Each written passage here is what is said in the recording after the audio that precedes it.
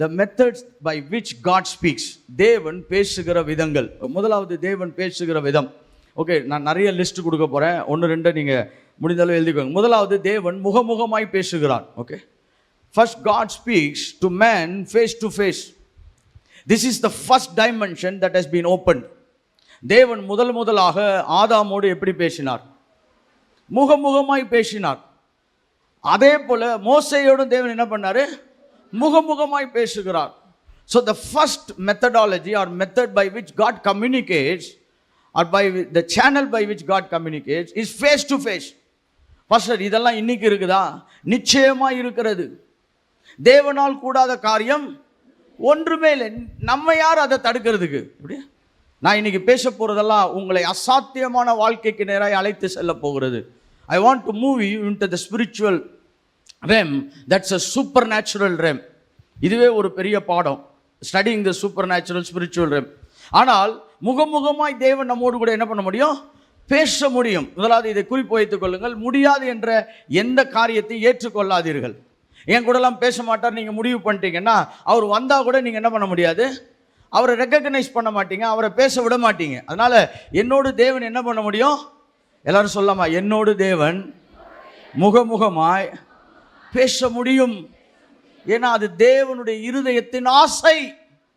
அதற்காக தான் தேவன் ஆதாமை படைத்தார். அவங்க 3 பேரும் நிம்மதியாக இருந்தாங்க. எப்படி?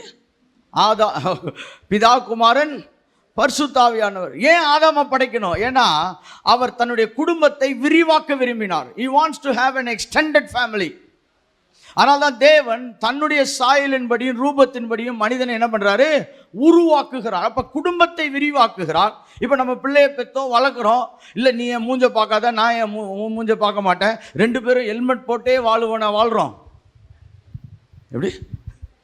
நம்ம அந்த பிள்ளை மூஞ்ச பார்க்கறதுக்கே துடிக்கிறோம். கரெக்டா? சில தாய்மார்கள்லாம் பசங்களை எங்கேயாவது ஊருக்கெல்லாம் அனுப்பிச்சிட்டாங்கன்னா, வீடியோ காலில் வா. அந்த பிள்ளை என்ன சொல்லுதுன்னா, எதுக்கு வீடியோ கால்? ஏன்னா நமக்கு அந்த மூஞ்ச பார்க்கணுன்னு ரொம்ப ஆசை. நான் சொல்றேன், the greatest theologian has said this: even in the fallen nature of man, even in the marred image of man, still God is visible அப்படின்றார். விழுந்து போன நிலைமையில கூட தேவனுடைய சுபாவம் இன்னும் மனிதனோடு ஒட்டி கொண்டிருக்குதாம். நீங்க உங்கள் ஒவ்வொரு அசைவும் அது தேவனால் உருவாக்கப்பட்டது. ஹல்லேலூயா. நீங்க எப்படி தேவனை முகமுகமாய் பார்க்க, மனிதர்களை முகமுகமாய் பார்க்க ஆசைப்படுகிறீர்களோ, தேவனும் நம்மளை முகமுகமாய் பார்க்க ஆசைப்படுகிறார். ஆனால் விழுந்து போன நிலைமை அதற்கு அனுமதி கொடுக்க மாட்டது. ஏனென்று சொன்னால் அது பெரிய பின்விளைவுகளை ஏற்படுத்தும்ன்றால தேவன் எப்போ அவர் சந்திக்க விரும்புகிறாரோ அப்பொழுது முகமுகமாய் என்ன பண்றாரு? சந்திக்கிறார். ஹல்லேலூயா. ஸோ இதை ஈக்குவேஷன்லேருந்து எடுத்துறாதீங்க. எப்பொழுதெல்லாம் நீங்க இயற்கைக்கு அப்பாற்பட்ட சில தகவல்களை பைபிள்லையும் உங்க வாழ்க்கையிலிருந்து எடுக்கிறீங்களோ, அன்னைக்கு அசாத்தியமான வாழ்க்கைகள் நிப்பாட்டப்பட்டு விடும். The supernatural lifestyle will be stopped when you take the supernatural out of your life. அதனால இதெல்லாம் நடக்கிறதுக்கு வாய்ப்பு இருக்கிறது. எத்தனை பேர் விரும்புறீங்க? ஹல்லேலூயா. கண்டிப்பா நடக்குமா? அது அவர் விருப்பப்பட்டா நடக்கும். ஹல்லேலூயா.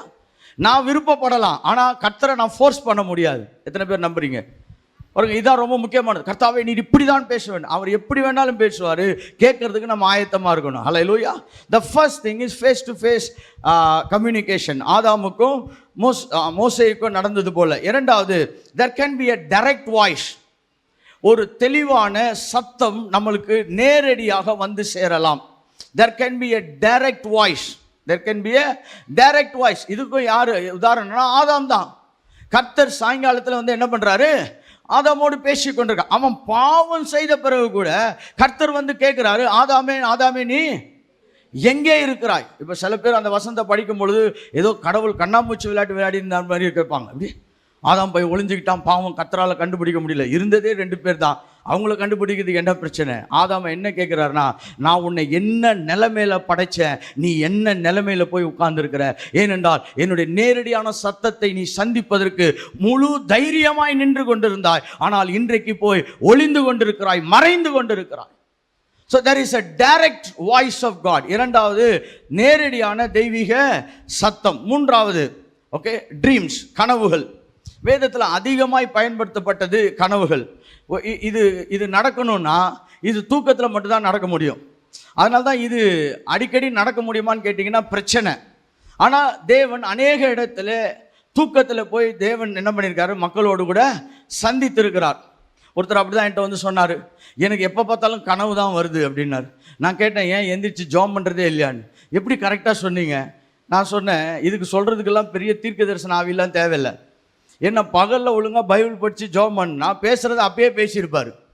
நீ இப்போ டைம் கொடுக்காதனால நைட்டில் உன் தூக்கத்தில் வந்து டிஸ்டர்ப் பண்ணுறாரு. அப்படி ஓகே, புரிந்தவர்கள் பாக்கியவான்கள், புரியாதவர்கள் சிலர் எனக்கு ட்ரீமில் மட்டும்தான் பேசணும் அப்படின்னா பாருங்கள், இப்போ நம்மளுக்கு ஏதாவது பிரச்சனை வந்துன்னா உடனே போய் தூங்கிடணும். எப்படி கரெக்டாக இல்லை? ஏதோ அவசரமான ஒரு சூழ்நிலை, அங்கே ஒருத்தருக்கு பிரச்சனை, கொஞ்சம் இருங்க நான் தூங்கிட்டு வரேன், கர்த்தர் என்ன சொல்கிறார் கேட்கலாம். சரி, அது தூங்குறப்ப கர்த்தர் யூஸ் பண்ணுற சேனல், அதை யூஸ் பண்ணி இருக்கிறார். அதனால தான் இன்றைக்கி பல மெத்தடாலஜியை சொல்கிறேன். இதில் ஒன்றாவது கர்த்தர் நமக்கு யூஸ் பண்ணுவார். எத்தனை பேர் விசுவாசிக்கிறீங்க? இதில் ஒன்றுக்கு மேலே யூஸ் பண்ணிட்டார்னா சந்தோஷம். மூன்றாவது கனவுகள். மூன்றாவது என்னது? கனவுகள். அதுக்கு பிரச்சனை என்னென்னா, அதுக்கு கண்டிப்பாக நீங்கள் தூங்கிட்டே இருக்கணும். எப்படி? அது கண்டிப்பாக என்ன பண்ணணும்? தூங்கிக்கிட்டே இருக்கணும். யாக்கோபோடெல்லாம் கர்த்தர் பேசுறதுக்கு இவனை தூக்கத்தில் தான் சந்திச்சார். ஏன்னா அவ்வளோ பிரச்சனையான ஆள் இவன், கர்த்தரையே ஏமாத்துறவன். எப்படி? ஸோ இப்போ இவன் ஏமாற்ற முடியாத ஒரு டைமில் வந்து என்ன பண்ணுறாரு, அவங்க கூட பேசுகிறாரு. ஹல்லேலூயா. இப்போ சில பேர் சொல்லலாம், எனக்கு கூட ஒரு கனவு வர்ற மாதிரி இருக்குதுன்னு. இப்போ முழிச்சுக்கோங்க, இப்போ தூங்கிடாதீங்க. Okay. The fourth thing is open eye vision. கண்கள் திறக்கப்பட்டிருக்கும் பொழுதே காட்சிகளை காண்பது. Open eye vision. இது வந்து ஒரு அற்புதமான நிலை.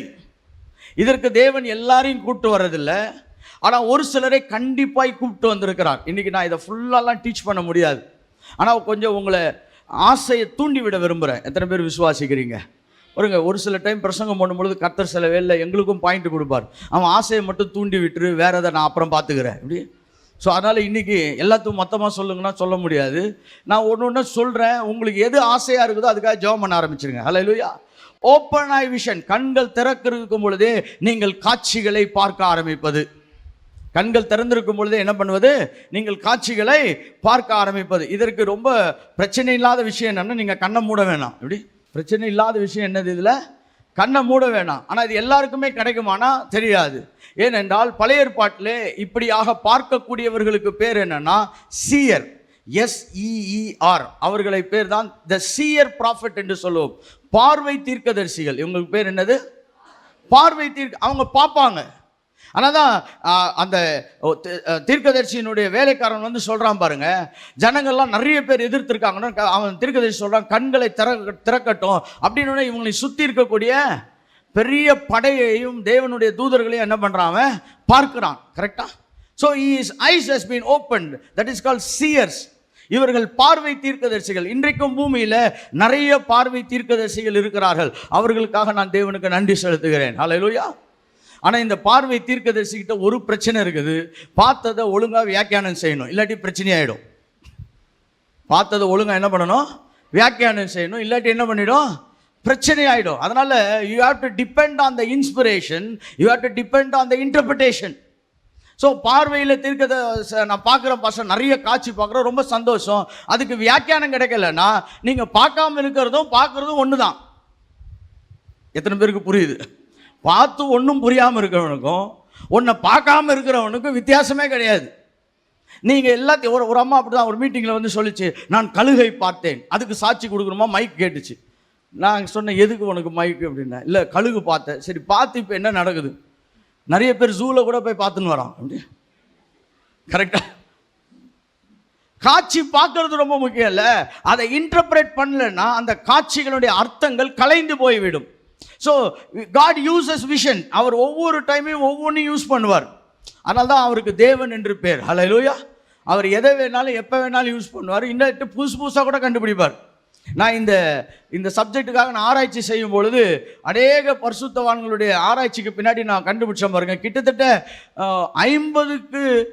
50 வகைகளிலே தேவன் பேசுகிறாராம். Minimum 50, maximum 200ன்றாங்க. எப்படி? 200 விதங்களிலே கர்த்தர் பேசுகிறாராம். அதெல்லாம் உட்காந்து படிக்கிறதுக்குள்ள இப்போ கர்த்தர் பேசுதோ பேசாமல் போனா போட்டுன்னு ஆகிடும். கரெக்டாக? அதனால் முக்கியமானதை மட்டும் பேசுவோம். தரிசனங்கள். Okay, that is call open eye vision. அடுத்தது வந்து க்ளோஸ்ட் ஐ விஷன், கண்கள் மூடி இருக்கும் பொழுது வருகிற தரிசனம். இது யூசுவலா இட்ஸ் கால்ட் ஸ்பிரிச்சுவல் விஷன். இது ஆவிக்குரிய தரிசனம். நீங்கள் செபிக்கும் பொழுது, நீங்கள் ஆராதிக்கும் பொழுது, உங்களுடைய மாம்ச கண்கள் மூடி இருக்கும் பொழுது உங்கள் மனதிலே ஒரு படம் ஏற்படுத்தப்படுவது. there is a picture as a motion picture or a still picture. ரெண்டு பிக்சர் இருக்குது. அதனால தான் திரைக்கதை வசனங்களோடு போகும்பொழுது அதுக்கு மோஷன் பிக்சர் என்று சொல்கிறார். அப்படின்னா அந்த காட்சிகள் ஒன்றன் பின் ஒன்றாக என்ன பண்ணப்படுகிறது, வரிசைப்படுத்தப்படுகிறது. இல்லாட்டி ஒரு போட்டோனா அது ஸ்டில் பிக்சர். அப்படி என்றால் ஒரு போட்டோவா இருக்கலாம், இல்லை தொடர் போட்டோக்கள் உங்களுக்கு வடிவமைக்கப்பட்டு அது ஒரு திரைப்பட காட்சியை போல இருக்கலாம். ஆனால் it can happen when your eyes are closed. ஒரு சிலருக்கு தேவன் இப்படி பேச விரும்புகிறார்.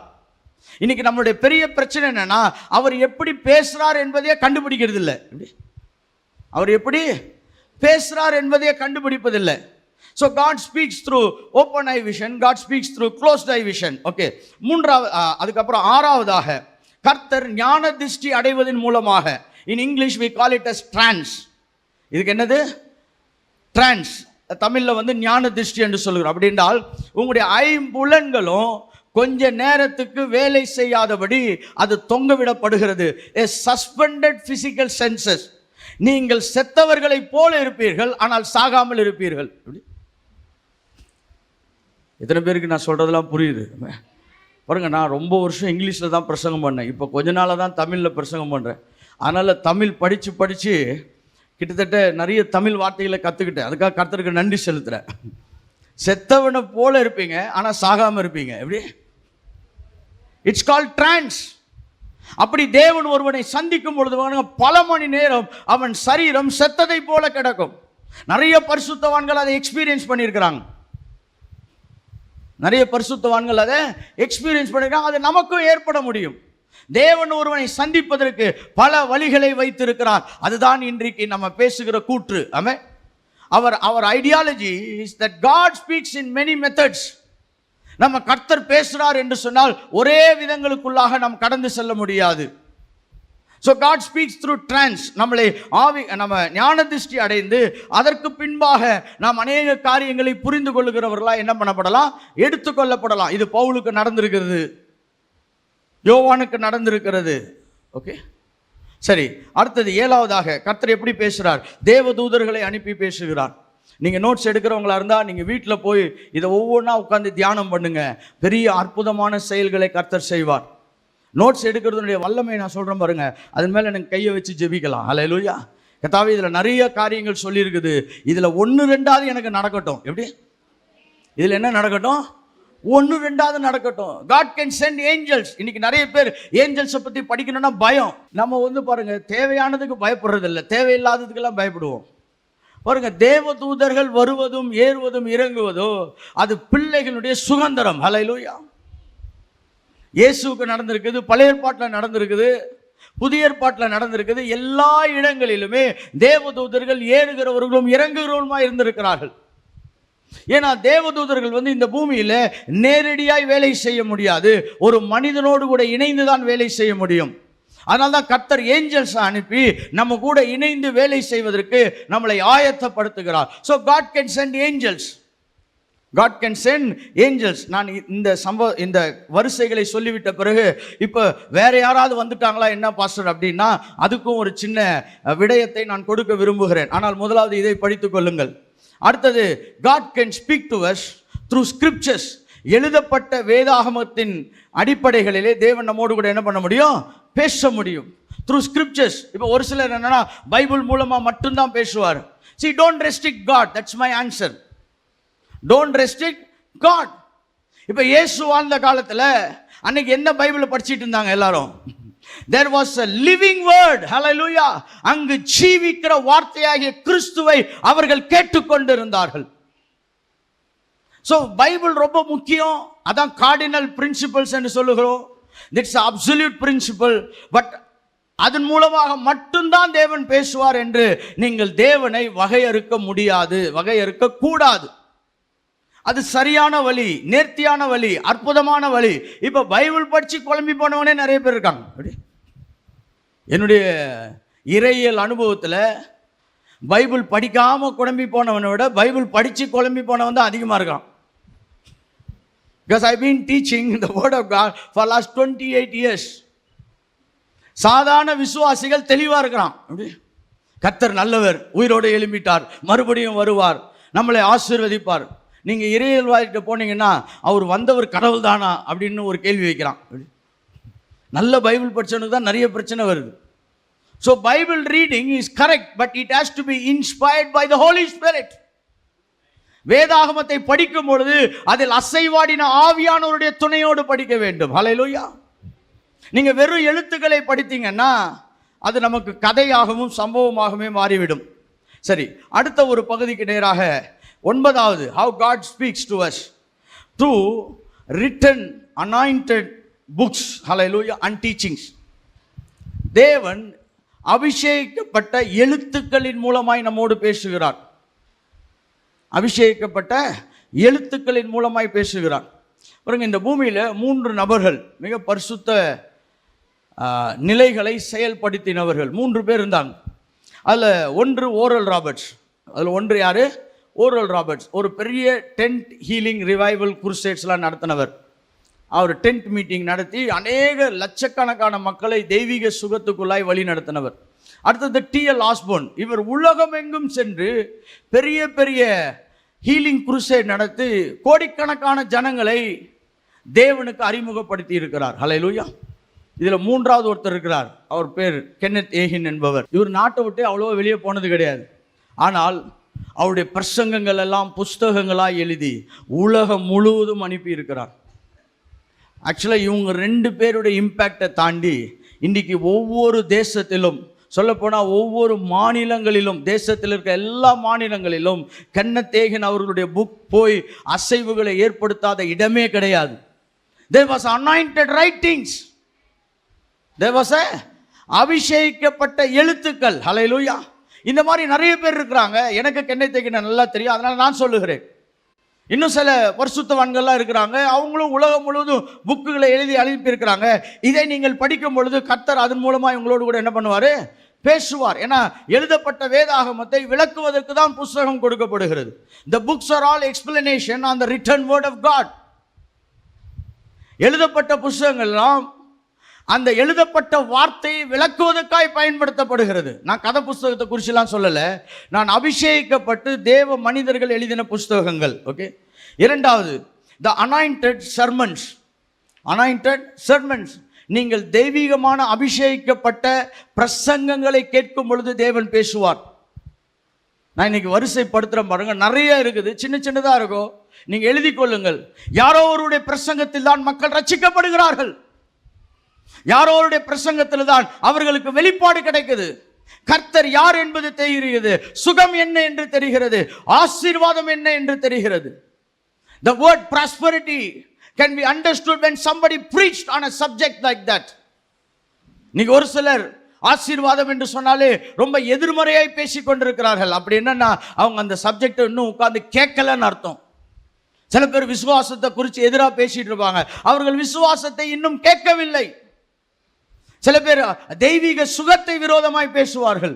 இன்னைக்கெல்லாம் டாக்டர்ஸ் வந்துட்டாங்க, அதனால தெய்வீக சுகம் இல்லை என்று. இல்லை, அந்த தெய்வீக சுகத்தினுடைய அற்புதமான விளைவு என்னவென்று சொன்னால், கர்த்தர் ஒருவனை சுகமாக்கி விட்டால் அவன் தேவனை சந்திக்கிற வரைக்கும் சுகமாய் இருக்க முடியும்.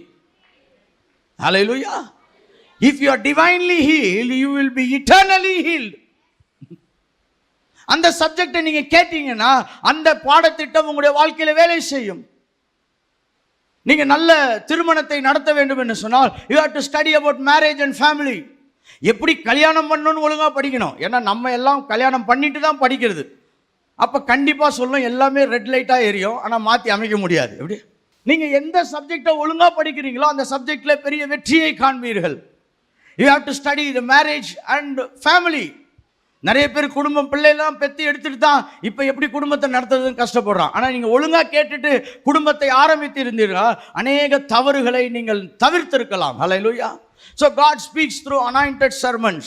Okay. Then God speaks through anointed counseling. அபிஷேகிக்கப்பட்டவர்களுடைய ஆலோசனை மூலமாய் கர்த்தர் பேசுகிறார். எத்தனை பேர் விசுவாசிக்கிறீங்க? தாவீதுக்கு எப்பெல்லாம் பிரச்சனை வருதோ சாமுவேலை தேடி போவான். தாவீதுக்கு எப்பெல்லாம் பிரச்சனை வருதோ என்ன பண்ணுவான்? சாமுவேலை நோக்கி போவான். தாவீது அபிஷேகிக்கப்பட்டவன், ஆனா எனக்கு இந்த பிரச்சனைக்கு விடை கிடைக்கலனா அவர் நேரா ராமாவில் இருக்க சாமுவேலை தேடி போவான். So anointed counselling. இன்னைக்கு நிறைய பேர் பாருங்க, கர்த்தருடைய சத்தத்தை எப்படி மிஸ் பண்றேன்னா, நானே எல்லாத்தையும் முடிச்சிடுவேன் பாஸ்டர், நானே எல்லாத்தையும் கேட்டு சரி பண்ணிடுவேன், எனக்கே எல்லாம் தெரியும். அது மமதையின் உச்சம். You go to anointed counselling. நல்ல ஊழியக்காரர்கள் தெய்வீகமான திட்டத்தை சொல்லுகிறவங்கிட்ட அப்பாயின்மெண்ட் வாங்கி போய் உட்கார்ந்து பாருங்க. நான் சொல்றேன் பாருங்க, அவங்களுக்கு நீங்க எத்தனை லட்சம் காணிக்க கொடுத்தாலும் அது கோடிகளாய் திரும்பி வரும். நான் காசு கொடுத்து போக சொல்லல, கவுன்சிலரையும் காசு வாங்க சொல்ல, ஆனால் அதனுடைய மகிமையை சொல்லுகிறேன். If you had one good counselors in your life will be turned around. இன்னைக்கு நல்ல ஆவிக்குரிய முதிர்ச்சியான நம்மளை வழி நடத்தக்கூடிய அபிஷேகிக்கப்பட்ட தலைவர்களுடைய சொற்களை கேட்பதற்கு மக்கள் ஆயத்தமாயில்லை. People fail when people miss the counsels of God. ஒரு ராஜா எப்படி ஆளுகை செய்கிறானா, நல்ல புத்திமான்களை கூட வைத்தும் பொழுது ஆளுகை செய்கிறான். அல்லேலூயா. உங்க வாழ்க்கை கூட அப்படிதான். அபிஷேகிக்கப்பட்ட பிரசங்கியார்கள், உங்க போதகர், இப்படிப்பட்டவர்களுடைய ஆலோசனையை கேளுங்க. அல்லேலூயா. சில பேர் சர்ச்சுக்கு வருவாங்க, அப்படியே சர்ச்சுக்கு போயிடுவாங்க. வந்து போனா பிரச்சனையை போய் ஒரு அபிஷேகிக்கப்பட்ட தலைவர்கிட்ட சொல்லும் பொழுது கர்த்தர் ஆலோசனையாய் உங்களோடும் என்னோடும் பேசுவார். ஹல்லேலூயா. God speaks through anointed counseling. நான் ஏன் எல்லாவற்றையும் கவர் பண்றேன்னா, சில வேளைகளில் மக்கள் என்ன நினைக்கிறாங்கன்னா, ஏதாவது ஒரு விதத்தில் தான் பேசுவார்னு. One of my duty in the body of Christ, இந்த தெய்வீக சரீரத்துக்கு என்னுடைய பொறுப்பு என்னவென்று சொன்னால், என்னால் முடிஞ்ச அளவு எல்லாவற்றையும் நான் முழுமையாய் சொல்லிக் கொடுக்க விரும்புகிறேன். God speaks through anointed counseling. அடுத்து சொல்ற பாருங்க, God speaks through anointed music. அபிஷேகிக்கப்பட்ட இசை பாடல்கள் மூலமாய் தேவன் பேசுகிறான். நீங்க ரிவைவல் ஹிஸ்டரி எல்லாம் எடுத்து போய் படிங்க. எழுப்புதல் வந்த எல்லா காலகட்டங்களிலும் பாருங்க, அதற்கு பின்பாக எழுப்புதல்கள் பாடல்கள் உருவாகி இருக்கும். There will be a season of revival songs. அதனால சில பாடல் புஸ்தகத்து மேல என்ன போட்டிருப்பாங்கன்னா, எழுப்புதல் பாடல் போட்டிருப்பாங்க. எப்படி? எழுப்புதல் பாடல்கள் தேவனால் அனுப்பப்படுகிறவைகள். The anointed music speaks into our life. அதனால நீங்க என்ன பாட்டு கேட்குறீங்க என்பது ரொம்ப முக்கியம். நாங்கள் வாலிபர்களாக இருக்கும் பொழுது ஒரு சில பாடல்களெல்லாம் நான் தவிர்க்க சொல்லுவேன். நிறைய பேர் சொல்லுவாங்க, இந்த பாட்டெல்லாம் ஏன் நான் கேட்கக்கூடாது, இதுக்கு பின்னாடி அபிஷேகமும் இல்லை, இதுக்கு பின்னாடி அபிஷேகத்தினுடைய அசைவையும் பார்க்க முடியவில்லை. So don't sing those songs. It will never help you to listen God. ஹல்லேலூயா. பாருங்க, நீங்க பழைய பாட்டெல்லாம் கேட்டீங்கன்னா இன்னைக்கு அது பேசுது. இன்னைக்கு அது என்ன பண்ணுது? பேசுது. அதுல ஒரு பாட்டு நான் சொல்ற பாருங்க, வல்ல ஜீவ வாக்கு தத்தங்கள் வரைந்தனர்கா ஈன்றதாலே ஸ்தோத்திரம். வல்ல ஜீவ வாக்கு தத்தங்கள் வரைந்தனர்கா ஈன்றதாலே ஸ்தோத்திரம். பாருங்க, இந்த பாட்டு பேசுதா இல்லையா? When you are so down, நீங்கள் பலவீனமாக இருக்கும் பொழுது, வார்த்தையை நம்ப முடியாத பொழுது, மலைகளை போல பிரச்சனைகளை பார்க்கும் பொழுது இந்த பாடல்களை பாடுங்கள். கர்த்தர் பேசுகிறதை நீங்கள் கேட்பீர்கள். God speaks through anointed music. God speaks through anointed music. பாருங்க, ஃபாதருடைய பாட்டினுடைய பெரிய வெற்றி என்னன்னா, படிக்க தெரியாதவர்களை கூட தேவனோடு கனெக்ட் பண்ணிடுச்சு. It has connected people with God, even people who have not able to study. பாமர மக்களுக்கு அது ஒரு பெரிய உயிர் மீட்டாக கர்த்தர் கொடுத்தார். கரெக்டா இல்லையா?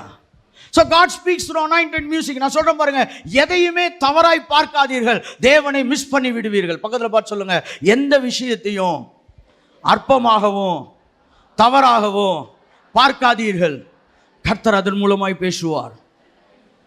ஹல்லேலூயா. God can use these things.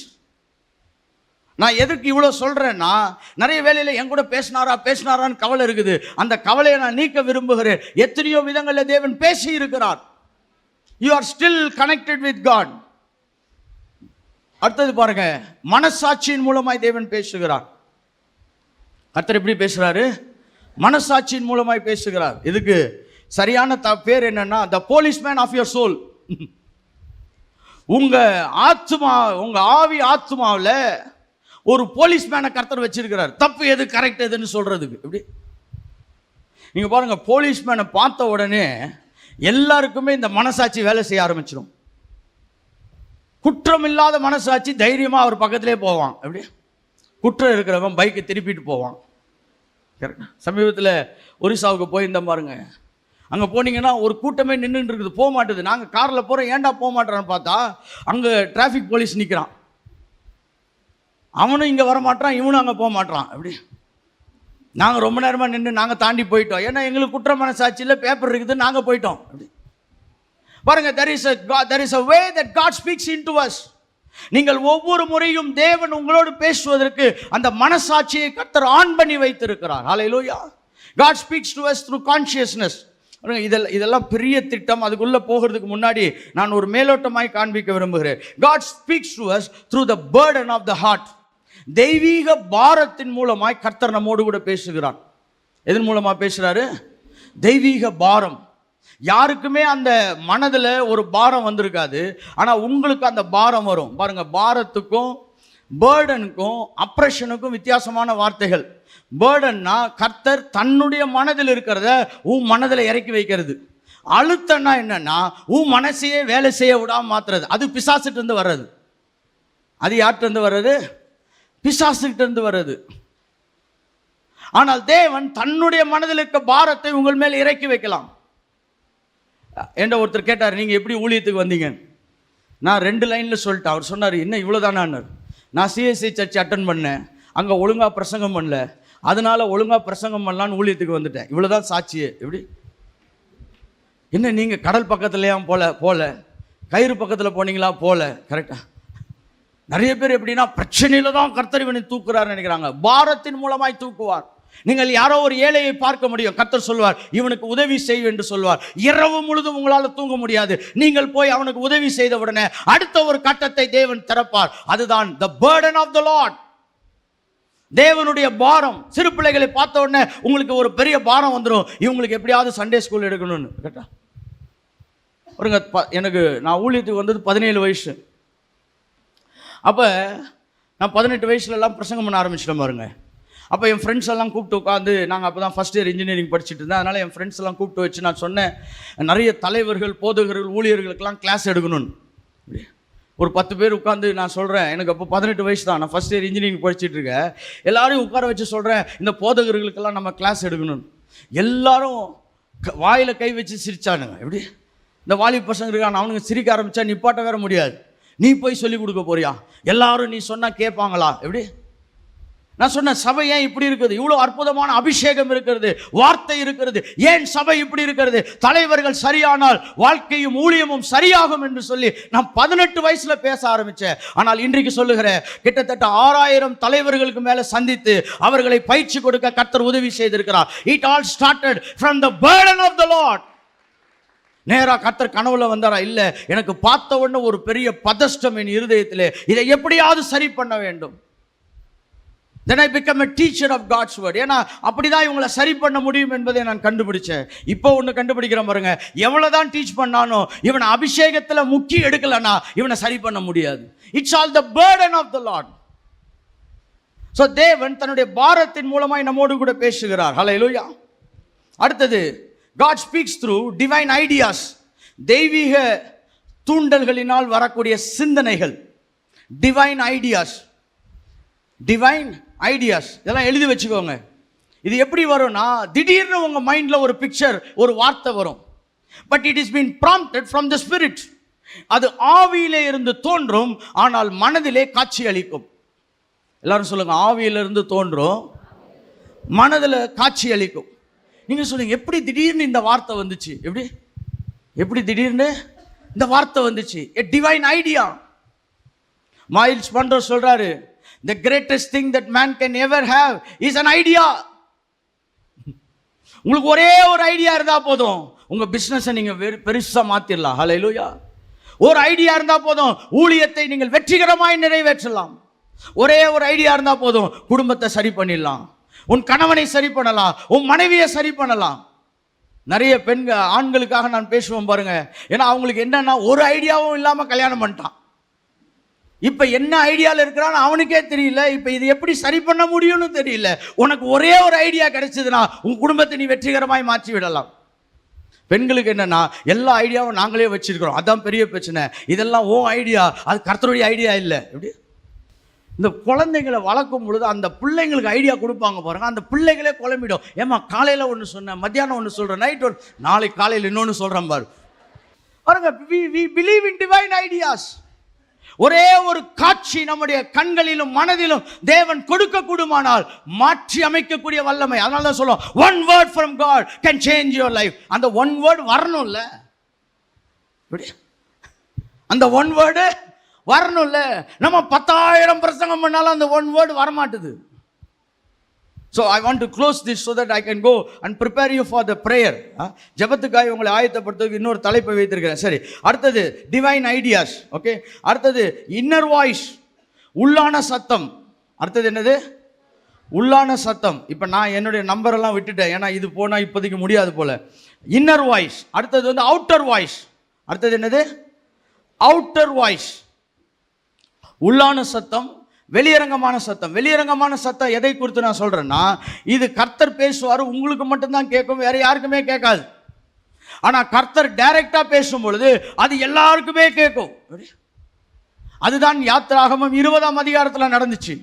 when God spoke, everything turned so different. மக்கள் எல்லாம் பயந்து போயிட்டார்கள். So there is an inner voice and there is outer voice. உள்ளே தேவன் பேசுவது உண்டு, தேவன் வெளியிலிருந்து பேசுவது உண்டு. ஆனால் மற்றவங்களுக்கு அது என்ன பண்ணாது? கேட்காது. பாஸ்டர், நீங்கள் எவ்வளோ பேசலாம்னு நாங்கள் கேட்க மாட்டோம்னு ஒரு சிலர் இருக்கலாம், அவங்களோடையும் கர்த்தர் பேசுவாராக. Then there is a still small voice.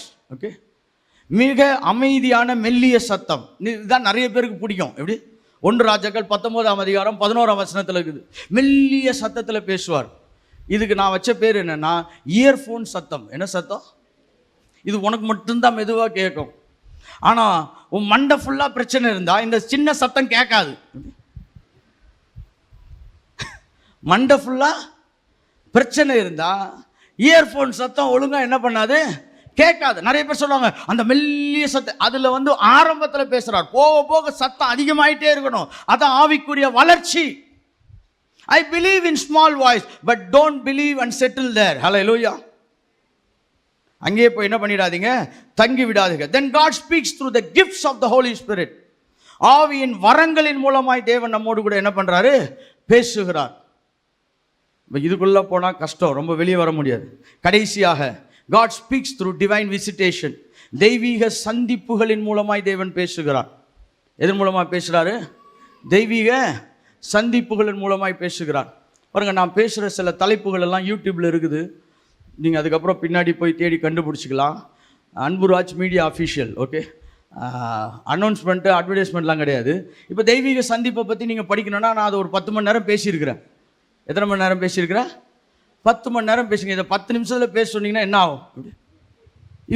You and I cannot do that. So நீங்கள் அது டைம் இருந்தால் நீங்கள் என்ன பண்ணலாம்? அதை போய் கேட்கலாம். பேர்டன் ஆஃப் த லார்ட் 2 மணி நேரம் பேசியிருக்கிறேன். தெய்வீக பாரம் என்னவென்று பேசியிருக்கிறேன். ஸோ நீங்கள் அதிகமாய் படிக்க விரும்பினால் அதை போய் பார்க்கலாம். ஹல்லேலூயா.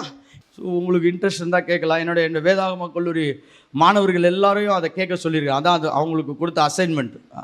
சரி, இப்போ அடுத்த ஒரு பகுதிக்கு, முக்கியமான ஒரு பகுதிக்கு நகர்த்த விரும்புகிறேன். இப்போ தேவன் பேசின அநேக காரியங்களை உங்களுக்கு விவரித்து சொன்னேன். இப்போ now we are moving. So how to prepare ourselves to hear from God? தேவனுடைய சத்தத்தை கேட்பதற்கு நான் எப்படி ஆயத்தமாக வேண்டும்? நான் எப்படி ஆயத்தமாக வேண்டும்? Okay, how to prepare ourselves. So இதுதான் ரொம்ப முக்கியமான ஒரு தலைப்பாக நான் பார்க்கிறேன். தேவனுடைய சத்தத்தை கேட்பதற்கு நாம் ஆயத்தம் உள்ளவர்களாய் மாற வேண்டும். ஃபர்ஸ்ட் பாயிண்ட், அதை எழுதிக்கோங்க. Do I really want to hear God? அந்த கேள்விக்கு முதலாவது எல்லாரும் பதில் சொல்லணும். நான் உண்மையாகவே கர்த்தருடைய சத்தத்தை கேட்க விரும்புகிறேனா? நீங்கள் விரும்பினால் நான் சொல்லுகிறது உங்களுக்கு பிரயோஜனமாக இருக்கும். Hallelujah. First thing, you have to prepare yourself. முதலாவது நீங்கள் என்ன பண்ணணும்? ஆயத்தப்பட வேண்டும். என்னோடு கூட ஏசாயா 50ஆம் அதிகாரம். ஓகே, இந்த அற்புதமான வசனத்தை நீங்கள் எப்பயுமே ஞாபகம் வச்சுக்கொள்ளுங்க. ஏசாயா 50ஆம் அதிகாரம் 4ஆம் வசனம் 5ஆம் வசனம். Isaiah chapter 50 verse 4 and 5. இலைப்படைந்தவனுக்கு சமயத்துக்கேற்ற சமயத்துக்கேற்ற வார்த்தையை சொல்ல நான் அறியும்படிக்கு கர்த்தராகிய ஆண்டவர், கர்த்தர் எனக்கு கல்வி மானின் நாவை தந்தருளினார். காலைதோறும் என்னை எழுப்புகிறார். எப்படி பண்றாரு? இப்ப கல்விமானின் நாவை எனக்கு கொடுப்பதற்கு கர்த்தர் என்ன பண்றார்? காலைதோறும் என்ன பண்றாரு? எழுப்புகிறார். So preparation, it is a morning by morning preparation. இது என்ன சொல்ல வருகிறது என்றால், awakening my ears. அவர் சொல்றார், கற்றுக்கொள்ளுகிறவர்களை போல நான் கேட்கும்படி என் செவியை கவனிக்க செய்கிறார். கர்த்தராகிய ஆண்டவரே என் செவியை திறந்தார். So hearing, you open yourself to hear from God. When? Daily. It is called preparation. இதுக்கு பேர் என்னது? ஆயத்தம். இப்போ நிறைய பேர் கர்த்தருடைய சத்தத்தை கேட்கறதுக்கு ஆயத்தமே கிடையாது. அதற்காக நீங்க காலையில் எந்திரிச்சு உங்க காதுகளை திறக்கிறீர்களா? ஸோ இது ஒரு இட்ஸ் அ பேரபோலிக் வேர்ட்ஸ். காலை என்று சொன்ன உடனே இது காலையில் தான் கர்த்தர் வார்த்தை கிடைக்குமா? அப்படி கிடையாது. இது ஒரு ஆயத்தத்தை குறித்து பேசுகிறது. வேதத்தில் தேவ சத்தத்தை கேட்பதற்கு ஆயத்தம் இல்லாமல் ஒருவனும் பெற முடியாதவனாய் இருக்கிறான். இன்னொரு வேதாகம பகுதிக்கு நான் உங்களை நகர்த்த விரும்புகிறேன். யாத்திராகமம் 19ஆம் அதிகாரம் 14ஆம் வசனத்திலிருந்து 20ஆம் வசனம் வரைக்கும். யாத்திராகமம் 19ஆம் அதிகாரம் 14ஆம் வசனத்திலிருந்து 20ஆம் வசனம் வரைக்கும் நோட் பண்ணிக்கோங்க. இது கர்த்தர் உங்களோடு பேசுவதற்காக நீங்கள் உங்களை பரிசுத்தம் பண்ணுங்கள் என்று கர்த்தர் சொன்ன இடம். ஏன் கர்த்தர் பேசுறதுக்கு முன்னாடி இவன் ஆயத்தப்படவில்லை என்று சொன்னால், கர்த்தர் பேசுகிறதை இவனால் என்ன பண்ண முடியாது? நிதானிக்க முடியாது. When you don't prepare yourself, you will not able to hear the frequencies of God. தேவனுடைய அலைவரிசையை நீங்கள் பெற்றுக்கொள்ள முடியாது. நான் இதெல்லாம் மாடர்ன் வேர்ட், ஆனால் சரியான வேர்ட். ஆமென். ஒருவன் ஆயத்தமாக வேண்டும். இப்போ பாருங்க, உங்க ஃபோன் எல்லாமே ஒரு ஃப்ரீக்வன்சியை ரிசீவ் பண்றதுக்கு இதை தயார் பண்ணியிருக்கிறாங்க. கரெக்டா? இப்போ அலைவரிசை எவ்வளோதான் இருந்தாலும் இந்த ஃபோனுடைய அலைவரிசை தயாராகவில்லை என்று சொன்னால் உங்களுக்கு ஃபோன் வராது. கரெக்டா? நீங்க 20 வருஷத்துக்கு முன்னாடி இருக்கிற சீமென்ஸ் ஃபோன் ஒன்று இருந்துச்சு, தெரியுமா உங்களுக்கு? நான் ரொம்ப வருஷமாக ஃபோன் யூஸ் பண்ணுறேன். மோட்டோரோலா, சீமென்ஸு, ட்ரையம்ப், இப்படி பல ஃபோன் யூஸ் பண்ணியிருக்கிறேன். அந்த ஃபோனெல்லாம் இன்றைக்கி எடுத்துகிட்டு வந்தீங்கன்னா நெட்வொர்க்கே வராது. ஏன்னா அது ஃப்ரீக்குவென்சியில் இப்போ இல்லை. ஸோ ஆயத்தமற்ற மக்கள் தான் தேவனுடைய அலைவரிசையை அதை பிடித்து கொள்ள முடியும். ஹல்லேலூயா. இங்கே இன்னொரு வசனத்துக்கு நேராக கவனத்தை செலுத்த விரும்புகிறேன். யாத்திராகமம் 20ஆம் அதிகாரம் 18ஆம் வசனம் 19ஆம் வசனம். Very powerful verse. ஓகே, இதில் இருக்க சில காரியங்களை நான் உங்களோடு கூட சொல்ல விரும்புகிறேன். யாத்திராகமம் 20ஆம் அதிகாரம் 18ஆம் வசனம். பாருங்க, கர்த்தருடைய சத்தம் வரும்பொழுது பல அசாத்தியமான வேலைகள் நடந்திருக்குது. ஜனங்கள் எல்லாரும் இடி முழக்கங்களையும் மின்னல்களையும் எக்கால சத்தத்தையும் மழை புகைகிறதையும் கண்டார்கள். அதை கண்டு ஜனங்கள் பின்வாங்கி தூரத்திலே நின்று, ஆயத்தமானவனாலே இதை கிரகிக்க முடியல. எப்படி? ஆயத்தமானவனாலே என்ன பண்ண முடியல? இதை கிரகிக்க முடியல. அப்ப ஆயத்தம் இல்லாதவன் என்ன இருப்பான்? ஏதோ பூகம்பம் வந்துருச்சு, ஏதோ தவறான விஷயம் நடந்துச்சு, யாரோ பாம்பு போட்டாங்க. அப்படி இங்க 3 நாள் ஆயத்தமானவனே இதெல்லாம் பார்த்து பயப்படுறான். கரெக்டா இல்லையா? அப்ப ஆயத்தம் இல்லாமல் தேவ சத்தத்தை ஒரு மனிதன் என்ன பண்ண முடியாது? கேட்க முடியாது. அதுக்கப்புறம் இவங்க ஒரு பெரிய முடிவுக்கு வந்துட்டாங்க. அது என்னன்னா, கர்த்தாவே இனிமேல் நீர் எங்களோடு கூட என்ன பண்ணாதையும் பேசாதையும். அது ரொம்ப முக்கியமான முடிவு. எல்லாரும் பத்திரத்தை எழுதி என்ன பண்ணிட்டாங்க? மோசேட்ட கொடுத்துட்டாங்க. ஆனா தேவனுடைய விருப்பம் சொல்றோம் பாருங்க, ஒவ்வொரு மனிதனோடும் தேவன் பேச விரும்பினார். ஆனா இந்த ஜனங்கள் தான் பின்வாங்கி, இனிமேல் அவன் மோசேட்ட சொன்னாங்க, அவர் எங்ககிட்ட நேரா பேச வேணாம், இனிமேல் உங்ககிட்ட என்ன பேசுறாரோ அதை எடுத்துன்னு வந்து எங்க கிட்ட சொல்லுங்க. எல்லாரும் பத்திரத்து மேல பவர் ஆஃப் அட்டானி போட்டு கொடுத்துட்டாங்க. But God's desire is speak with everyone. எல்லாரையும் ஆயத்தம் பண்ண சொன்னாரு, மோசேயை மட்டும் சொல்லல. இன்னைக்கு ஆயத்தமானவர்கள் தேவ சத்தத்தை கேட்கலாம். நீங்க சொல்லணும், கர்த்தாவே இந்த வாரத்தில் நீங்க என் கூட பேசி ஆகணும், அதுக்காக கர்த்தர்ட்ட கேளுங்க, நான் எப்படி ஆயத்தப்பட வேண்டும்? கர்த்தாவே காலையில என்னோடு பேசுங்க, அதுக்கு நான் எப்படி ஆயத்தமாக வேண்டும்? அதுக்கு தான் நம்ம சொல்றோம் பாருங்க, morning devotional time, quiet time என்று சொல்லுகிறோம். இன்னைக்கு நிறைய பேருக்கு இதெல்லாம் கிடையாது. அதுதான் ஆயத்த நேரம். நீங்கள் அந்த ஆயத்த நேரத்தை உருவாக்கும் பொழுது தேவன் உங்களுடைய சின்சியாரிட்டியை பார்க்கிறார். எதை பார்க்கிறாரு? உங்களுடைய உண்மைத்தன்மையை கர்த்தர் பார்க்கிறார். பரவாயில்ல, இவன் என்னை தேடி வர்றான், என்னுடைய சத்தத்தை கேட்க முயற்சி செய்கிறான். சில பேர் சொன்னாங்க பைபிள் படிக்கவே முடியலையா, பைபிளை போட்டு கேளுங்க. எப்படி? பைபிளை போட்டு கேளுங்க. இன்னைக்கு நிறைய ஆயத்த பணிகள் இருக்குது. பாட்டு வரமாட்டுதியா, சரி பாடி பக்கத்தில் இருக்கிறவனெல்லாம் பயமுறுத்தாத, யாராவது நல்லா பாடுறவங்க பாட்டை போட்டு என்ன பண்ணு, கேளு. ஒரு ஆனால் சில பேர் நல்லா பாடுறவங்க இருக்கிறாங்க, அவங்க இசை தட்டுக்களை போட்டிருக்கலாம், நல்ல இசைகளோடு பாடியிருக்கலாம், அவங்க பாட்டை போட்டு நீ ஆயத்தமாக. ஹல்லேலூயா. பாட்டு வரலன்றது பிரச்சனை கிடையாது, நீ ஆயத்தமாகவில்லை என்பதான் பிரச்சனை. என்னது? ஆயத்தமாகவில்லை. கர்த்தர் என்னோடு பேச வேண்டும் என்று ஆயத்தப்படுகிறவர்களோடு கர்த்தர் பேசுகிறவராயிருக்கிறார். அதே அதிகாரத்தில் ஒரு முக்கியமான வசனத்துக்கு நேராக உங்களை கொண்டு செல்ல விரும்புகிறேன். யாத்திராகமம் 20ஆம் அதிகாரம் 24ஆம் வசனம். மண்ணினாலே பலிபீடத்தை எனக்கு உண்டாக்கி. பாருங்க, மண்ணினாலே எனக்கு என்ன பண்ணு, ஒரு பலிபீடத்தை உண்டாக்கி. ஐ கால், இது பழைய பாட்டில் ரத்தம் சிந்தப்பட்டு அக்கினியினாலே பலிபீடங்கள் ஏற்றப்படுகிறது. புதிய ஏற்பாட்டில் இதற்கு சரியான பேர் என்னன்னா ஜெப பலிபீடம். இதுக்கு பேர் என்னது? ஜெப பலிபீடம். இதையும் நான் பல மணி நேரம் பேசியிருக்கிறேன், நீங்கள் வேணும்னா போய் கேட்கலாம், அப்படி வேண்டாம்னா ஒன்றும் பிரச்சனை கிடையாது. ஐ ஸ்போக்கன் பிரேயர் ஆல்டர்ஸ். ஜெப பலிபீடம் பழைய ஏற்பாட்டு மாதிரி இப்போ நம்ம வெளியில் கற்களையும் கட்டைகளையும் வைத்து அக்கினிகளை கொண்டு வந்து செய்யவில்லை, ஆனால் ஜெப பலிபீடம் கட்ட முடியும். இதில் ஒரு முக்கியமான வேர்டு இருக்குது பாருங்க, இங்கே சொல்கிறாரு மண்ணினாலே பலிபீடத்தை எனக்கு உண்டாக்கி. ஆங்கிலத்தில் வாசிப்பீங்கன்னா the altar of the earth thou shall make it unto me. பாருங்க, மண்ணு எல்லாருக்குமே கிடைக்கும், நல்லா புரிஞ்சுக்கோங்க. மண்ணு என்ன பண்ணும்? எல்லாருக்குமே கிடைக்கும். அதனால எல்லாருமே என்ன பண்ணலாம்? பலிபீடம் கட்டலாம். இதுதான் தேவனுடைய ஐடியா. பலிபீடம் என்பது யாரோ ஒருத்தர் கட்டுவதல்ல, ஒவ்வொரு மனிதனும் தன்னுடைய சொந்த முயற்சியினால் ஒரு பலிபீடத்தை கட்டி எழுப்ப வேண்டும். he has to build his prayer altar. பாருங்க, தேவனுக்கு தூரமாக இருக்கிற ஜனங்க அவங்க வீட்டில் தங்களுக்கென்று சில அறைகளை கட்டிக்கொண்டு அவர்கள் வணங்கி கொண்டிருக்கிறார்கள். I strongly think they have derived it from the biblical background. அவர்கள் வேதாகம பின்னணியில் இருந்தான் இவைகள் எல்லாம் கொண்டு வந்திருக்க முடியும் என்று நம்புகிறேன். ஆனால் இன்றைக்கு பரிசுத்தவான்கள், மீட்கப்பட்டவர்கள், ரட்சிக்கப்பட்டவர்கள், அபிஷேகிக்கப்பட்டவர்கள், இவர்கள் தங்களுக்கென்று ஒரு ஜெப நேரத்தை கூட கட்டி எழுப்ப முடியவில்லை. they are not able to build a prayer time. சரி, இடம் இல்லை பாஸ்டர், எங்களுக்கே சின்ன வீடு, அதனால இடம் கிடையாது. சரி பரவாயில்ல, இடம் இல்லை, ஆனால் ஒரு சூழ்நிலைகளை கட்டி எழுப்பலாம்ல. ஒரு இடத்துல போய் நான் தொடர்ந்து இங்கே ஜெபிப்பேன், ஆமே, ஒரு நேரத்தை கொடுத்து கர்த்தாவே நான் தொடர்ந்து என்ன பண்ணுவேன், இந்த இடத்துல ஜெபிப்பேன், உம்மை ஆராதிப்பேன், உம்முடைய சத்தத்தை கேட்க முயற்சி செய்வேன். ஜெபம் என்ற ஒரு தலைப்பில் நான் பேசி இருக்கிறேன். அதுல என்னன்னா even the posters are very important. நீங்கள் ஜெபம் பண்ணும் பொழுது உங்களுடைய உடல் அமைப்பும் ரொம்ப முக்கியமானது. some postures God expects you to do it. அதுல ஒன்று தான் முழங்கால் படியிட்டு ஜெபம் பண்றது.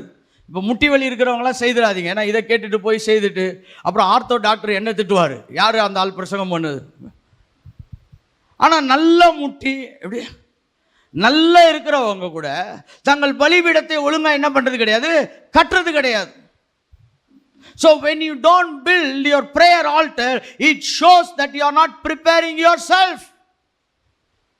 சில பேர் காலையில் எந்திரிச்சு ஜெபம் பண்ணுவாங்க, சில பேர் நைட்டு ஜெபம் பண்ணுவாங்க. நான் நைட்டு ஜெபம் பண்ணுவேன் பாருங்க. அப்போ ஒருத்தர் வந்துட்டு சொன்னார், காலையில் தேடினா தான் கர்த்தர் கிடைப்பார் அப்படின்னாரு. எப்படி? நான் சொல்ல, நான் அமெரிக்கன் டைமில் தேடின்னு இருக்கிறேன், என்னை விட்டுருங்க. நம்மளுக்கு இந்த வம்பு பேசுறது கொஞ்சம் பிரச்சனை பாருங்க. எனக்கு ஒரு லெவலுக்கு மேலே போயிடுச்சுன்னா நிறைய கவுண்டர் அட்டாக் வச்சுன்னு இருப்பேன். நான் அவர்கிட்ட சொல்லி பார்த்தேன், ஐயா எனக்கு எப்போ ஜெபம் பண்ண முடியுதோ பண்ணிட்டு போகிறேன், ஜெபம் தான் முக்கியம். அவர் சொன்னார், காலையில் தேடணும், இல்லாட்டி கர்த்தர் எங்கேயாவது போயிடுவார். அப்படி இவர் வட்டி கடையில் வேலை செய்திருப்பார்னு நினைக்கிறேன், அவன் தான் காலையிலே போய் தேடுவான். நான் சொன்னேன், நீ தேடினா போதும், பக்கத்தில் பார்த்து சொல்லுங்கள், நீ தேடினா போதும். ஒரு சிலர் பாருங்கள், காலையில் 5 மணிக்கு வேலைக்கு போகணுன்னா இப்போ இவனை எத்தனை மணிக்கு எழுப்பி இவனை நம்ம ஜெபம் பண்ண வைக்கிறது சொல்லுங்கள்? அப்புறம் நாளைக்கு மனநிலை பிரச்சனை வேறு வந்துடும், ஒழுங்காக தூங்கலைன்னா. அப்போ வேலைக்கெல்லாம் போயிட்டு வந்தால் அது என்ன பண்ணு, ஜெபம் பண்ணு. சில டைம் யாருமே எந்த வேலைக்கும் போகிறது கிடையாது, ஆனால் ஜெபமும் பண்ணுறதில்லை. அதை நான் வன்மையாக கண்டிக்கிறேன். ஏன்னா எல்லாத்தையும் சொல்லிடணும். அந்த ஆஸ்ட்ரிக் மார்ட் போர்க்கூட என்ன பண்ணோம், பாஸ்டர் சொல்லிட்டார் காலையில் ஜெபம் பண்ணலாம், பரவாயில்லன்னு சொல்லிட்டு நைட்டு ஜெபம் பண்ண சொல்லியிருக்கிறார். எப்படி ஃபஸ்ட்டு எனக்கு எந்த டைமுமே செட் ஆகல, நைட்டு 12 மணி எடுத்துக்கோ, யாருமே இருக்க மாட்டாங்க, எப்படி ஒரு அரை மணி நேரம் சின்சியராக ஜோம் பண்ணிட்டு போய் தூங்கிடு. எப்படி நான் சொல்கிறேன், நிறைய பேருக்கு பாருங்கள், உங்களுக்கு ரொம்ப பிரச்சனையாக இருக்குது. பகலில் மனுஷன் பிரச்சனை பண்ணுறான், நைட்டில் ஆவிக பிரச்சனை பண்ணுது. 2 பிரச்சனையிலும் தம்பிக்க நைட்டு 12 மணிக்கு ஜோம் பண்ணு. எப்படி கரெக்டா? நடுநிசை ஜெபம். அது என்ன ஜெபம்? நடுநிசை ஜெபம். புதிய நாளுக்குள்ளே போகிறதுக்கு முன்னாடி நல்ல ஜெபம் பண்ணிட்டு போ. எப்படி காட் அது பாருங்க, இப்போ நைட் இப்படி ஜெபம் பண்ண தான் கர்த்தர் உன்னுடைய சின்சியாரிட்டியை பார்க்குறார். பக்கத்தில் பார்த்து சொல்லுங்க, உன்னுடைய ஆர்வத்தை கர்த்தர் பார்க்கிறார். நீங்க தேவனை தேடுறவங்களா இருந்தீங்கன்னா போதும், பாருங்க அவர் உங்களை தேடி வருவார். எப்படி அவர் யாரை தேடி வருவார்? உங்களை தேடி வருவார். So God is in the reciprocative response. சரி, இரண்டாவதாக, முதலாவது ஆயத்தப்படுங்கள், இரண்டாவது ஆவியிலே உணர்வுள்ளவர்களாய் மாறுங்கள். B sensitive. ஆவியில் என்ன பண்ணுங்க? உணர்வுள்ளவர்களாய் மாறுங்கள். வெளிப்படுத்தல் 1ஆம் அதிகாரம் 10ஆம் வசனம். வெளிப்படுத்தல் 1ஆம் அதிகாரம் 10ஆம் வசனம். எசேக்கியேல் 37ஆம் அதிகாரம் 1ஆம் வசனம். நான் ஆவியிலே இருந்தேன். I was in the spirit. நான் ஆவியிலே இருந்தேன். being in the spirit. நான் ஆவியின் நிலைகளிலே இருந்தேன், ஆவிக்குரிய சூழ்நிலைகளிலே நான் இருந்தேன். எசேக்கியேல் 37:1, வெளிப்படுத்தல் 1:10 வீட்டில் போய் படிச்சு பாருங்க. நான் ஆவியிலே இருந்தேன். அப்படி என்று சொன்னால் இந்த பூமிக்குரிய எல்லா உணர்வுகளையும் விட்டு நான் ஆவிக்குரிய உணர்வுக்குள்ளாய் கடந்து சென்று விட்டேன். ரொம்ப சிம்பிள் எக்ஸ்பிளனேஷன். நீங்கள் தியாலஜிக்கலாக போனீங்கன்னா இதெல்லாம் டிரைவ் பண்ணி வர்றதுக்கு ரொம்ப கஷ்டம். அதனால தான் உங்களுக்கு குறுக்கு வழியில் கூப்பிட்டு போகிறேன். எப்படி பாருங்க, சில ஊருக்கு போகிறதுக்கு குறுக்கு வழி இருக்கும், கரெக்டாக? அது அந்த ஊருக்காரனுக்கு மட்டும்தான் தெரியும். அந்த மாதிரி இந்த சப்ஜெக்ட்லாம் எனக்கு தெரிஞ்சதுனால உங்களை குறுக்கு வழியில் கூப்பிட்டு போகிறேன். பக்கத்தில் பார்த்து சொல்லுங்கள், நம்மளை குறுக்கு வழியில் கூப்பிட்டு போகிறாரு. ஏன்னா நம்மளுக்கு சீக்கிரமாக வீட்டுக்கு போகணும். கரெக்டாக இல்லையா? இப்போ நான் இதெல்லாம் முதல்ல இருந்து எடுத்து உங்களுக்கு எல்லா எக்ஸ்பிளனேஷன் கொடுத்தேன்னா அப்புறம் இது பைபிள் காலேஜாக மாறிடும். பாருங்க, ஆவியில் இருக்கிறது என்று சொன்னால் ஆவியின் உணர்வுக்குள்ளாய் வருவது. ஓகே, நான் சொல்ற ஒரு சிலதை நீங்கள் கடகடன்னு புரிந்து கொள்ளுங்கள். ஓகே, புரிந்து கொள்ள முடியலன்னா நீங்க மறுபடியும் கேசட்டையோ இல்லாட்டி வீடியோவை நீங்க போய் பாருங்க. That means you shut down your physical senses and concentrate on God. உங்கள் ஆவிக்குரிய உணர்வுகளை நீங்கள் அதை ஆளுகை எடுத்து நீங்கள் தேவன் மீது கவனம் செலுத்துகிறவர்களாய் மாறுவது. எப்படி? being sensitive to God. பாருங்க, இது very simple explanation. It's not the whole explanation. இதை கேட்டுட்டு போய் இதுதான் அப்படின்னு சொல்லி எங்கேயாவது போய் என்னைய மாட்டி விட்டுறாதீங்க. நான் இந்த இடத்துக்கு உங்களுக்கு சிம்பிளா எக்ஸ்பிளைன் பண்றேன். What is being sensitive? ஆவியிலே நீங்கள் உணர்வுள்ளவர்களாக இருப்பதுனா இந்த மாம்சத்தையும் இந்த ஆத்துமாவையும் நீங்கள் கீழ்ப்படுத்தி உங்களுடைய ஆவிக்குரிய நிலைகளை தேவன் மீது கவனம் செலுத்துவது. ஹல்லேலூயா. அதனால தான் நிறைய வேலைகளை சொல்கிறோம் பாருங்க, கண்ணை மூடுங்க. என்ன பண்ணுங்க? கண்ணை மூடுங்க. கண்ணை திறந்துருந்தீங்கன்னா பக்கத்தில் இருக்கிறது எல்லாம் என்ன பண்ணும்? தெரியும். யார் என்ன பண்ணுறாங்க, இவங்க என்ன பண்ணுறாங்க, அவங்க என்ன பண்ணுறாங்க, அவங்க கையை தூக்குறாங்களா, இவங்க கையை தூக்குறாங்களா. பாருங்கள், ஒரு வாட்டி ஒரு பெரிய மீட்டிங்கில் இருக்கிறோம், நான் என் ஃப்ரெண்ட்ஸ் எல்லாம், நான் சின்சியராக கண்ணை மூடி ஜோம் பண்ணிகிட்ருக்கேன். திடீர்னு என் ஃப்ரெண்டு கூப்பிட்டு சொன்னார், ஏங்க பாடுற அவசரமாக ஒரு விஷயம் நடக்குதுன்னு. என்னால் மறக்கவே முடியல. பாருங்கள், நான் சொன்னேனே ஜோம் பண்ணிட்டு இருக்கேன்டா. இல்லை, கண்ணை திறந்து பாரு. ஏன்னா பக்கத்தில் ஒருத்தர் பயங்கரமாக இப்படி பண்ணியிருந்தார் பாருங்க. அவர் சொன்னார், டேய் இவன் பறக்க ட்ரை பண்ணுறான்டா, இவனை பிடிடா. நான் சொன்னேன், கண்ணை மூடுறா ஒழுங்கா. When you open your eyes, you cannot concentrate on your physical spiritual senses. நீங்க அதனால தான் கண்ணை மூடு. ஃபர்ஸ்ட் காது எப்படி அடைக்கிறது? காது தான் பக்கத்தில் கேட்டுனே இருக்குது. அவங்க ஏதோ சொல்றாங்க, இவங்க ஏதோ சொல்றாங்க. நான் சொல்றேன் பாருங்க, இவைகளை எல்லாம் தேவனுக்கு ஒப்பு கொடுப்பீர்கள் என்று சொன்னால் கர்த்தரே அதை அடைச்சிடுவார். ஹல்லேலூயா. அதுதான் நிறைய அந்நிய ஆவிகளோடு பழகிறவங்க இதை தான் ரொம்ப சின்சியராக பண்ணின்னு இருக்கான். எங்கேயாவது போய் உட்கார்ந்துருப்பான், யாரையும் பார்க்க மாட்டான், எதையும் கேட்க மாட்டான். தன்னுடைய ஆவி கிடையாது, தன்னுடைய ஆத்மாவையும் சரீரத்தையும், ஆவி செத்து போயிருக்குது, தன்னுடைய ஆத்மாவையும் சரீரத்தையும் அந்த கெட்ட ஆவிகளோடு ஒருமுகப்படுத்துவான். எப்படி? It's call meditation. அதை தான் அவர்கள் தியானம் என்று சொல்லுகிறார்கள். நான் இப்போ கொஞ்சம் சில ஏரியாஸ்குள்ளே போனால் தான் அந்த டீமனிக் ரெம்ல போனால் தான் இது புரியும். அங்கே தான் போய் தியானம் பண்ணுறேன்றான். என்ன சொல்கிறான்? அதனால தான் யோகாலாம் வெரி டேஞ்சரஸ் ஒன். அது நீங்கள் ஸ்ட்ரெச்சிங் வரைக்கும் பிரச்சனை இல்லை, கை காலை இழுத்து விடுற நரம்ப சுழுக்கெல்லாம் நான் மாத்திரன்ற வரைக்கும் பிரச்சனை இல்லை. அதுக்கு மேலே போயிட்டீங்கன்னா it is union with evil spirits. இதுதான் அவர்கள் ஆவிகளை வரவேற்கிறார்கள். ஆனால் உண்மையாக வரவேற்கக்கூடிய அஸ்திபாரத்தையும் ஆசீர்வாதத்தையும் பெற்றவர்கள் யார் என்றால் சபைதான். ஹல்லேலூயா. ஆனா அது கான்சென்ட்ரேட் பண்ண மாட்டுது, அது வேற எதையோ யோசனை இருக்குது. வீட்டிலே உட்காந்துக்கிட்டு துணி காய போட்டோமே என்ன ஆச்சு, இப்படி பறந்து போனா போட்டும், பக்கத்து வீட்டில் தானே இருக்கும். கரெக்டா? அடுப்பில் வச்சுட்டு வந்தோமே, அது ஏதாவது ஆயிட்டு போட்டும். ஆனால் அதெல்லாம் நம்ம விட்டுருவோம் பாருங்க. அந்த பிள்ளை வந்துச்சா, இந்த பிள்ளை வந்துச்சா. ஒரு முறை அப்படி தான் பாருங்கள், சர்ச்சில் உட்காந்துருக்கிறேன். அப்போ எங்கள் வீட்டில் ஒரு வேலை நடந்தது. அப்போ ஒரு பிளம்பர் வந்து தேவையில்லாத பிரச்சனையை பண்ணி போயிட்டான். நான் ஒர்ஷிப்பில் ஃபுல்லாக அந்த பிளம்பரே நினச்சின்னு இருக்கேன். கர்த்தர் சொன்னார், உன்னுடைய பொக்கிஷம் அதுதானே அப்படின்னு கேட்டார். எப்படி? உன்னுடைய பொக்கிஷம் அதுதானே, அதை தானே யோசிச்சுனே இருக்கிற. அந்த பிளம்பர் வந்தான், டேப்பை மாட்டான் போயிட்டான், தண்ணி வடியுது, இப்படி வடியுது, அப்படியே யோசிச்சுருந்தேன் பாருங்க. அன்னைக்கு மாத்தின என்னுடைய இருதய நினைவுகளை, கர்த்தாவே உம்மை ஆராதிக்கும் பொழுது நீரே என் பொக்கிஷம். நான் வேற எதையும் பெருசா என்ன பண்ணல, நான் யோசிக்க விரும்பவில்லை. That is being sensitive. இதுதான் ஆவியிலே உணர்வுள்ளவர்களாக இருப்பது. நீங்க மற்ற எல்லாவற்றையும் பாருங்க. சில வேளை இன்னைக்கு ஜெபம் பண்ணும் பொழுது பாருங்க, பக்கம்லாம் எல்லாம் ஃபோனு வீடு எல்லாம் வச்சுன்னு எல்லாரும் ஓடி விளையாடின்னு இருப்பாங்க. இதுக்கு நடுவில் ஜெபம் பண்ணின்னு இருப்பாங்க. எப்படி? அவன் பேசுறது தான் உனக்கு கேட்கும், கர்த்தர் பேசுறது கேட்கவே கேட்காது. அதனால அந்த காலத்தில் வாழ்ந்த பரிசுத்தவான்கள்லாம் அவங்க ஜெப நேரத்தை ரகசியமாய் வைத்திருந்தார்கள். They had a secret time with God. இன்னைக்கு நம்ம எல்லாம் எப்படின்னா எல்லாரும் பார்க்குற மாதிரி ஜெபம் பண்ணுறது. எப்படி? யாராவது வீட்டுக்கு வர்றாங்கன்னா தான் சத்தமாக ஜெபம் பண்ணுறது. நான் ஒரு வீட்டுக்கு போகிறேன், வெளியில் வரைக்கும் சத்தம். அவங்க சொன்னார், இவர் ரொம்ப ஜெபம் பண்ணுவார், இது ஓவராக இருக்குது, இந்த வீட்டுக்கு போவானான்ட்டார். ஏன்னா அவரே ரகசியமாக பேசணும்னு விரும்புகிறான், இவன் ஊருக்கு மைக்கு போட்டு பேசின்னு இருக்கிறான். அப்படி See, be sensitive to God. மக்களை பிரியப்படுத்த அல்ல, தேவனை பிரியப்படுத்துகிறவர்களாய் மாறுங்கள். மூன்றாவது, கடைசியா ஒரே ஒரு விஷயத்தை சொல்லி நாம் ஜெபத்துக்குள்ளாய் உங்களை நடத்த விரும்புகிறேன். கர்த்தர் பேசுவதற்கு முதலாவது ஆயத்தப்படுங்கள், இரண்டாவது உணர்வுள்ளவர்களாய் இருங்கள், மூன்றாவது எதிர்பார்ப்புள்ளவர்களாய் மாறுங்கள். Be expectant. நீங்கள் எதிர்பார்ப்புள்ளவர்களாய் மாற விரும்ப வேண்டும். ஹல்லேலூயா.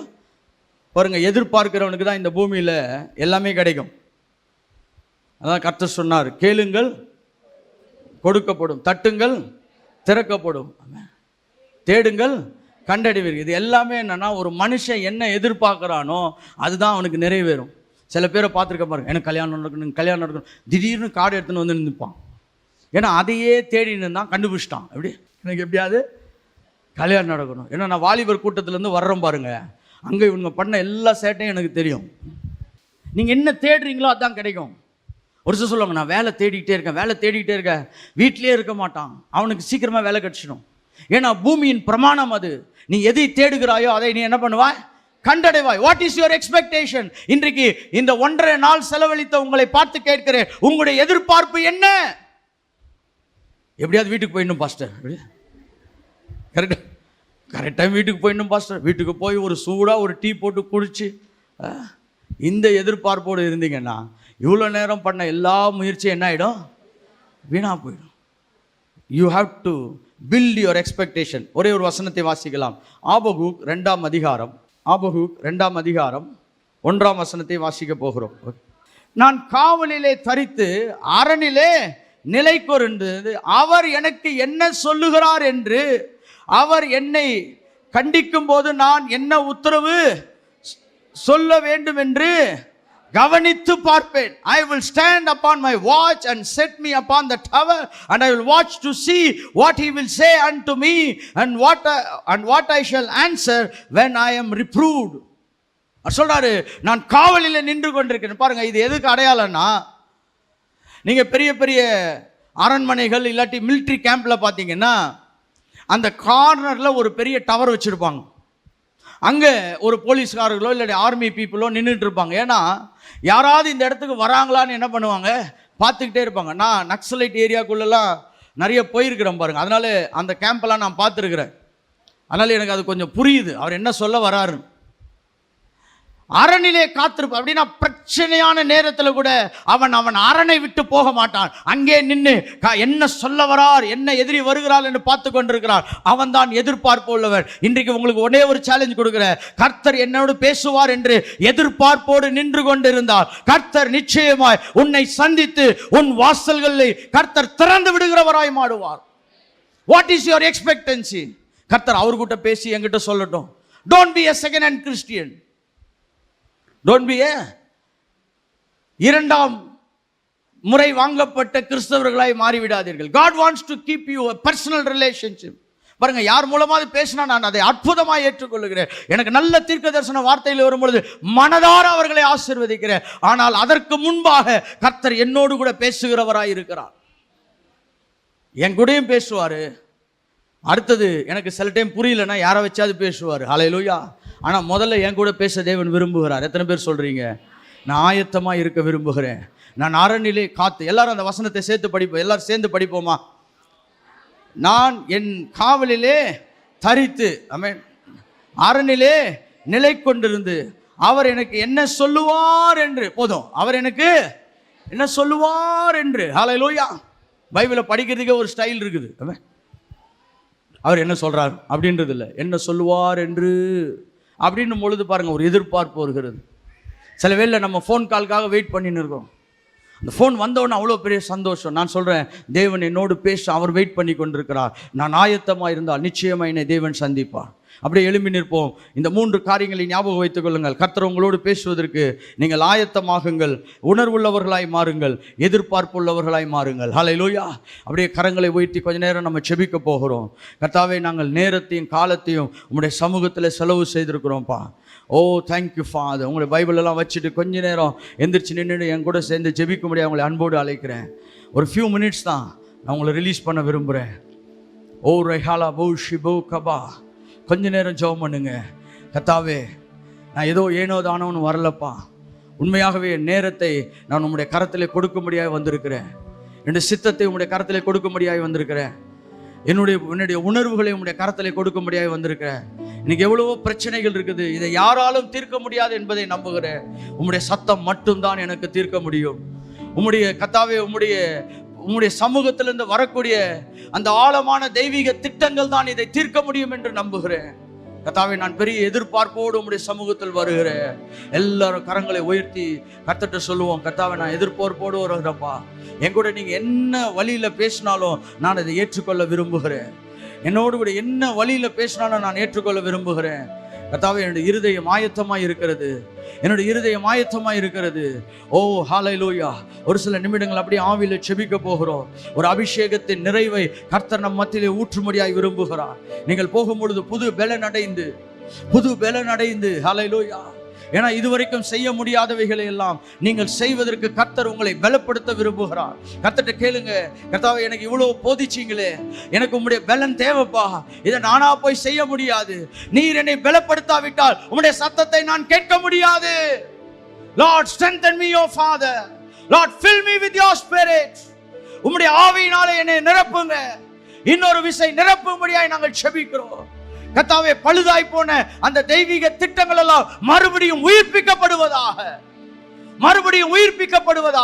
ஒரு காலத்துல தேசத்துக்காய் ஜெபித்தேன், மக்களுக்காய் ஜெபித்தேன், என்னுடைய மாநிலத்துக்காய் ஜெபித்தேன், என் தெருவுக்காய் ஜெபித்தேன், என் அயலாத்துக்காய் ஜெபித்தேன், என் நண்பர்களுக்காய் ஜெபித்தேன். இன்றைக்கு யாருக்குமே ஜெபிக்க முடியாமல் நின்று கொண்டிருக்கிறேன். ஆனா கர்த்தருடைய வார்த்தை வருகிறது, நீ பலனடைந்து you will be strengthened. நீ இப்பொழுது இருக்கிறதை காட்டிலும் அதிக பலனுடையவனாய் கடந்து செல்ல தேவன் விரும்புகிறார். அவருடைய சத்தம் உனக்குள்ளே தொனிக்க ஆரம்பிக்க போகிறது. அவர் உன்னை போதித்து வழி நடத்த போகிறார். பல கோணங்களிலே கர்த்தர் உன்னை தொட போகிறார். தேவதூதர்கள் வந்து உன்னை சந்திக்க முடியும். தெய்வீக சந்திப்புகள் தூண்டப்பட முடியும். ஓ ஹல்லேலூயா. அப்படியே கொஞ்ச நேரம் டங்ஸ்ல பேசுவோமா? ஒரு சில நிமிடங்கள் அப்படியே ஆவியானவருக்கு, கர்த்தாவே, நீர் முழு பொறுப்பெடுப்பீராக. என்னையும் என்னுடைய கணவனையும் மனைவியும் என் பிள்ளைகளையோ, கர்த்தாவே, என் பேர பிள்ளைகளை கூட உங்களுடைய கரத்திலே கொடுக்கிறேன். சந்ததிகளாய் நாங்கள் தேவ சத்தத்தை கேட்க விரும்புகிறோம். எல்லா வாயிலை திறந்து சொல்லுங்க, சந்ததிகளாய் நாங்கள் தேவ சத்தத்தை கேட்க விரும்புகிறோம். நான் மட்டுமல்ல கர்த்தாவே, என் குடும்பத்தில் இருக்க ஒவ்வொருவரும் தெய்வீக சத்தத்தை கேட்க வேண்டும். என் பிள்ளைகள் கேட்க வேண்டும், என் பேர பிள்ளைகள் கேட்க வேண்டும். ஓ ஹalleluya. அதனாலே நாங்கள் உம்முடைய ஜனமாய் இருக்கிறோம் என்பதற்கு அது அடையாளமாய் இருக்கும். When we hear your word, that we will belong to you. ஓ என் ஆடுகள் என் சத்தத்தை கேட்கும். உம்முடைய சத்தத்தை கேட்கும் பொழுது நாங்கள் ஆடுகளாய் இருக்கிறோம் என்பதற்கு அது அடையாளமாய் மாறுகிறது. தாவீது அற்புதமான செஷன்ஸ்க்காய் நன்றி செலுத்துகிறோம்ப்பா. தடை செய்யப்பட்ட எல்லா நிலைகளையும் இயேசுவின் நாமத்தினாலே நாங்கள் விலக்கி பேசுகிறோம். கர்த்தருடைய தொடர்பு எல்லைகள் இந்த சபையோடும் இந்த ஊழியத்தோடும் அருமையான போதகரோடும் அவரோடு கூட இணைந்திருக்கிற ஒவ்வொரு ஊழியக்காரர்களோடும் தொடர்ந்து இருக்கும்படியாக மனமாற ஆசீர்வதித்து செபிக்கிறேன் நல்ல பிதாவே. ஆமென். ஆமென். God bless you.